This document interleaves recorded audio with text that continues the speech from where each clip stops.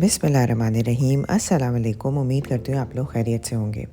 रमज़ानुल मुबारक में मैंने अपनी एक दोस्त को इफ़्तार पार्टी पे बुलाया और उसके लिए मैंने काफ़ी सारी चीज़ें प्रिपेयर की।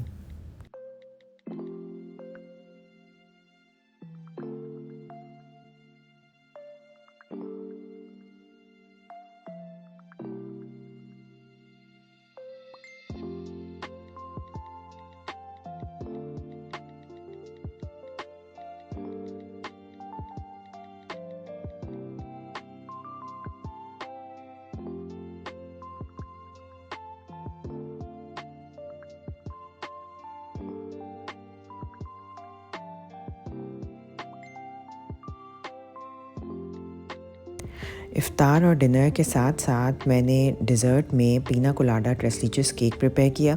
तो मैंने सोचा कि क्यों ना ईद के लिए मैं आपके साथ इस केक की रेसिपी शेयर कर लूँ।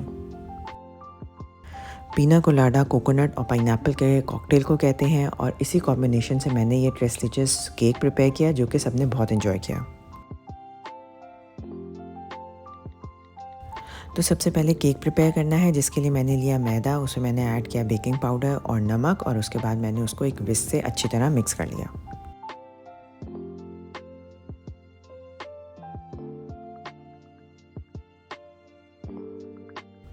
इसके बाद मैंने 5 एग्स की वाइट्स और योक्स को सेपरेट कर लिया और इन्हें रूम टेम्परेचर पे आने का इंतज़ार किया। रूम टेम्परेचर पे आने के बाद मैंने एग वाइट्स को बीटर की मदद से इतना बीट किया कि उसकी स्टिफ पीक्स बनना शुरू हो जाए।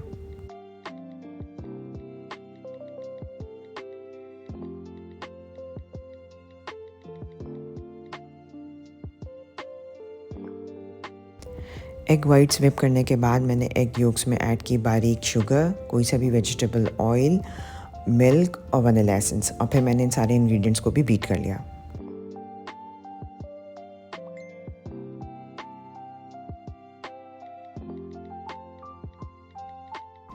बेकिंग करते हुए सारे इंग्रेडिएंट्स का रूम टेम्परेचर पे होना इसलिए ज़रूरी है ताकि मिक्सिंग आसानी से हो और होमोजीनियस मिक्सचर तैयार हो।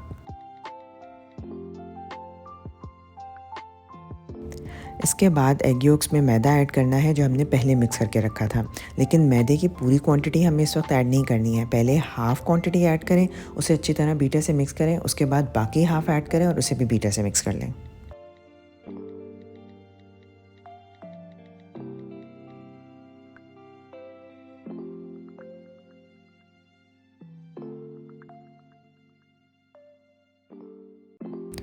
फिर जो एग वाइट स्टिफ़ करके रखी थी उन्हें इस मिक्सचर में ग्रेजुअली ऐड करें और साथ ही स्पैचुला से उसको फोल्ड करते जाएं या विस्क इस्तेमाल कर लें।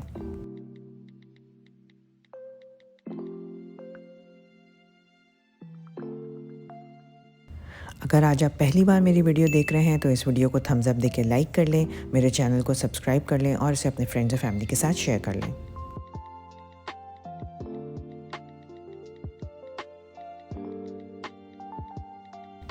एग वाइट्स को ग्रेजुअली केक बैटर में ऐड करना है और उसे बिल्कुल हल्के हाथ से मिक्स करना है ताकि केक का वॉल्यूम अच्छा बने और केक बिल्कुल फ्लैट ना हो।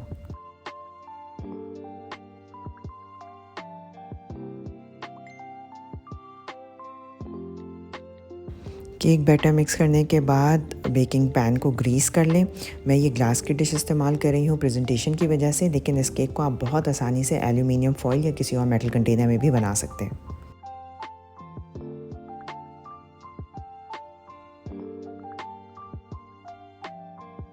इसके बाद केक बैटर को बेकिंग डिश में डाल लें और डिश को 2-3 दफ़ा टैप करें ताकि एयर बबल्स निकल जाएं।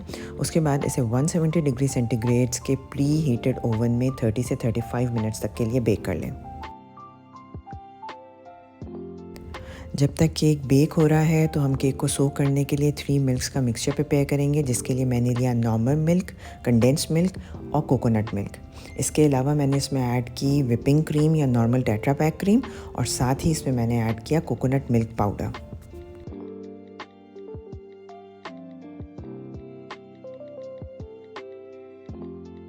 सारे इंग्रेडिएंट्स को विस्क की मदद से अच्छी तरह मिक्स कर लें।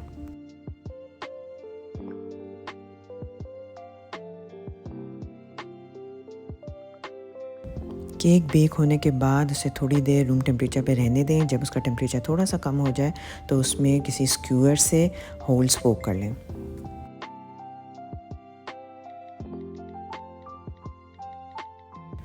होल्स पोक करने से ये फ़ायदा है कि जब आप सोकिंग लिक्विड केक पे डालेंगे तो वो केक में अच्छी तरह एब्ज़ॉर्ब हो जाएगा। सोकिंग लिक्विड डालने के बाद 3 से 4 घंटे के लिए केक को फ्रिज में रख दें। मैं प्रेफर करती हूँ कि मैं ओवरनाइट केक को फ्रिज में रखूँ।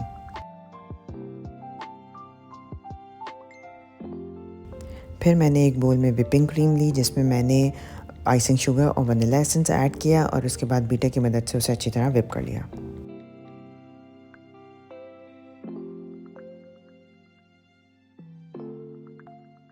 व्हिप करने से पहले क्रीम को बहुत अच्छी तरह ठंडा कर लें ताकि व्हिपिंग में आसानी हो।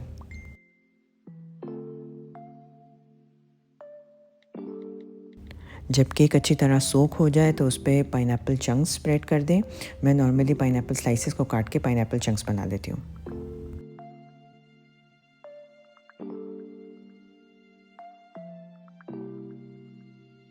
इसके बाद केक पे जो क्रीम हमने व्हिप करके रखी थी उसे अच्छी तरह स्प्रेड कर दें। मैं ये रेकमेंड करूँगी कि इवेंट से एक दिन पहले केक को बेक करके सोक कर लिया जाए और इवेंट वाले दिन उसे सुबह डेकोरेट कर लें।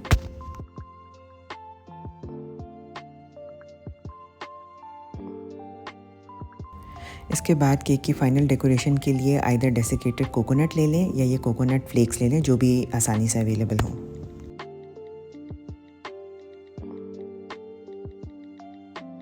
फिर कोकोनट फ्लेक्स को केक की पूरी सरफेस पे अच्छी तरह स्प्रेड कर दें।